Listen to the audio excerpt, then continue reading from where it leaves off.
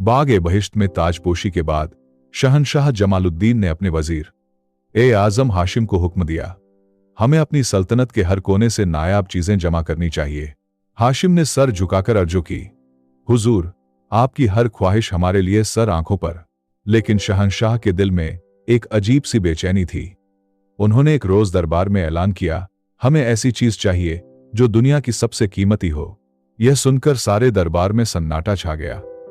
तभी बूढ़े दरबारी फजल इमाम ने आवाज़ बुलंद की, हुजूर, मैंने सुना है कि नूर ए हिदायत नाम का एक जवाहर है जो इंसान के दिल की हकीकत बयान कर देता है। शहंशाह की आंखों में चमक आ गई। वह कहाँ मिलेगा? फजल इमाम ने जवाब दिया, हुजूर, वह तो एक दरवेश के पास है जो सहारा के रेगिस्तान में रहता है। रास्ता बहुत मुश्किल और खतरनाक है। अगले ही रोज शहंशाह ने फैसला किया कि वह खुद इस सफर पर जाएंगे। उन्होंने साधारण लिबास पहना और अपना ताज ओ तखत छोड़कर निकल पड़े। कई रोज के सफर के बाद वह एक छोटे से कस्बे में पहुंचे। वहां उनकी मुलाकात एक नौजवान लड़के यासिर से हुई जो अपने बूढ़े वालिद का हाथ बंटा रहा था। यासिर ने पूछा, आप इतनी दूर से आए हैं, क्या तलाश रहे हैं? शहंशाह ने जवाब दिया, हम दुनिया की सबसे कीमती चीज ढूंढ रहे हैं। यासिर मुस्कुराया, हुजूर, कीमती चीजें तो हमारे आसपास ही हैं। यह कहकर उसने शहंशाह को रात के खाने पर बुलाया। रात को जब चांदनी फैली तो यासिर ने शहंशाह को एक पुरानी सी किताब दिखाई। यह मेरे बाबा की दी हुई है। इसमें लिखा है कि असली खजीना दिल की सफाई में छुपा है। अगली सुबह शहंशाह ने यासिर से विदा ली और आगे बढ़े। उन्हें एहसास होने लगा था कि शायद वह जिस चीज की तलाश में है वह उनके अपने दिल के किसी कोने में छुपी है। शहंशाह जमालुद्दीन अब सहारा के रेगिस्तान में दाखिल हो चुके थे। तपती धूप और रेत के टीलों के बीच उनका सफर और भी मुश्किल होता जा रहा था। चारों तरफ सिर्फ रेत का सैलाब और खामोशी थी। 3 दिन बाद उनकी मुलाकात एक कारवां से हुई। कारवां के सरदार ने पूछा, आप अकेले इतने खतरनाक रास्ते पर क्यों निकले हैं? शहंशाह ने जवाब दिया, हम नूर ए हिदायत की तलाश में हैं। सरदार हैरान रह गया, हुजूर, यह तो एक अफसाना है। लोग सदियों से इसकी तलाश में मारे जा चुके हैं। लेकिन शहंशाह के इरादे बुलंद थे। उन्होंने कारवाओं के साथ आगे बढ़ने का फैसला किया। रास्ते में एक रोज भयानक तूफान आया। रेत के बवंडर ने सबकी आंखें चौंधिया दी। जब तूफान थमा तो शहंशाह ने देखा कि वह अकेले रह गए हैं। उनका सामान और पानी सब रेत में दफन हो चुका था। प्यास से बेहाल शहंशाह एक टीले पर चढ़े तो दूर एक हरियाली नजर आई। वहां पहुंचकर उन्होंने देखा कि एक छोटा सा नखलिस्तान है जहां एक बूढ़ा आदमी कुएं से पानी भर रहा है। बूढ़े ने पूछा, तुम कौन हो और यहां क्यों आए हो? शहंशाह ने थकी हुई आवाज में कहा, मैं जमालुद्दीन हूं और नूर ए हिदायत की तलाश में हूं। बूढ़ा मुस्कुराया, बेटा, तुम्हारी तबीयत बिगड़ी हुई है। रात को जब चांद निकला तो बूढ़े ने शहंशाह को एक कहानी सुनाई। एक बादशाह था जो दुनिया की सारी दौलत जमा करना चाहता था। एक दिन उसे पता चला कि सबसे कीमती चीज इंसानियत है जो उसके अपने महल के नौकरों के दिलों में बसी थी। अगली सुबह बूढ़े ने शहंशाह को रास्ता दिखाया और कहा, जाओ, तुम्हारी मंजिल अब ज्यादा दूर नहीं है, लेकिन याद रखना, जो चीज तुम ढूंढ रहे हो वह तुम्हारे अंदर ही छुपी है। शहंशाह को समझ नहीं आ रहा था कि यह बूढ़ा कौन है और उसकी बातों का क्या मतलब है, लेकिन उन्होंने आगे बढ़ने का फैसला किया। शहंशाह जमालुद्दीन आगे बढ़ते रहे। रेगिस्तान की रेत उनके कदमों में दबती जा रही थी। अचानक उन्हें दूर एक पहाड़ी पर एक छोटी सी कुटिया दिखाई दी। वहां पहुंचने पर देखा कि एक दरवेश नमाज में मशगूल हैं। दरवेश ने नमाज खत्म की तो शहंशाह को देखकर मुस्कुराए, आओ बेटा, मैं तुम्हारे आने का इंतजार कर रहा था। शहंशाह हैरान रह गए, आपको कैसे पता कि मैं आ रहा हूं? दरवेश ने जवाब दिया, जब कोई सच्चे दिल से कुछ तलाशता है तो उसकी रूह की आवाज दूर दूर तक सुनाई देती है। शहंशाह ने अर्ज की, हुजूर, मैं नूर ए हिदायत की तलाश में हूं। दरवेश ने एक थाली में कुछ रोटियां और एक कटोरा दही रखा। पहले कुछ खा लो, फिर बात करेंगे। खाने के बाद दरवेश ने शहंशाह को 3 सवाल दिए। पहला सवाल, तुम्हारे ख्याल में दुनिया की सबसे कीमती चीज क्या है? दूसरा सवाल, अगर तुम्हें वह चीज मिल जाए तो उसका क्या करोगे? तीसरा सवाल, क्या तुम उस चीज के लायक हो? शहंशाह ने सोच विचार कर जवाब दिए, लेकिन दरवेश महज मुस्कुराते रहे। अगली सुबह दरवेश ने शहंशाह को एक छोटा सा आईना दिया। यह लो, यही है नूर ए हिदायत। शहंशाह ने आईने में देखा तो उन्हें अपना ही चेहरा दिखाई दिया। वह निराश हो गए। यह तो एक साधारण आईना है। दरवेश ने कहा, बेटा, जब तुम इसमें देखोगे तो वही दिखेगा जो तुम्हारे दिल में है।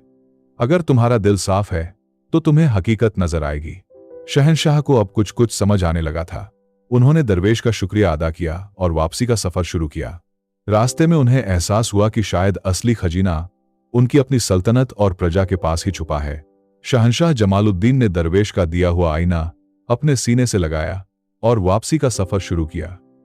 रास्ते में वह उसी नखलिस्तान में रुके जहां बूढ़ा आदमी मिला था। बूढ़े ने पूछा, क्या तुम्हें वह चीज मिल गई जो तुम ढूंढ रहे थे? शहंशाह ने आईना दिखाते हुए कहा, हाँ, लेकिन अभी तक समझ नहीं आया कि इसका सही इस्तेमाल कैसे करना है। बूढ़ा मुस्कुराया, वक्त आने पर सब कुछ समझ आ जाएगा। जब शहंशाह अपनी सल्तनत की सरहद पर पहुंचे तो उन्होंने देखा कि हालात बदल चुके हैं।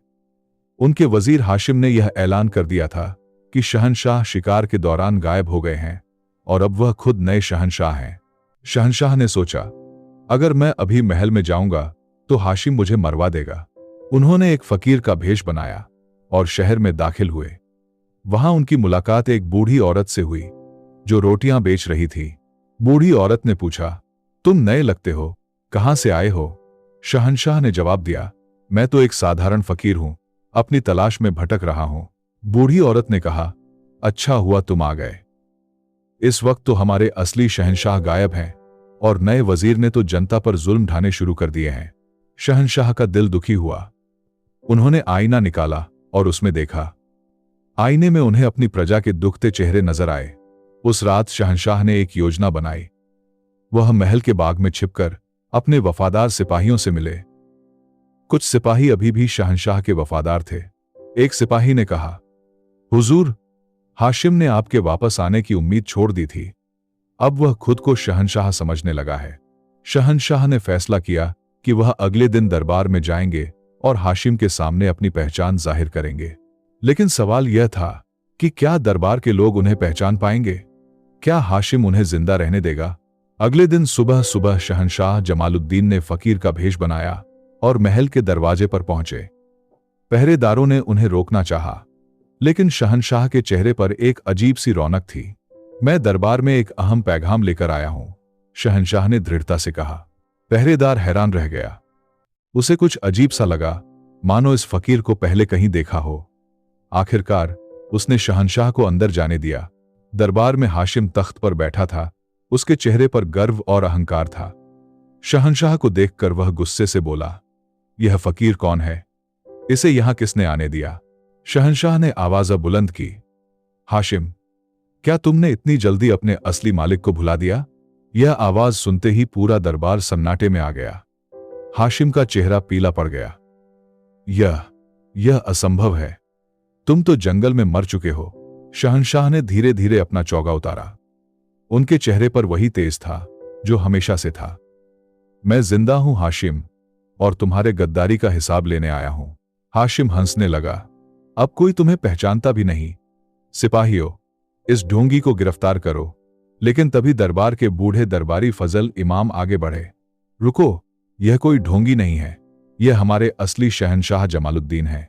कुछ वफादार सिपाही भी आगे आए।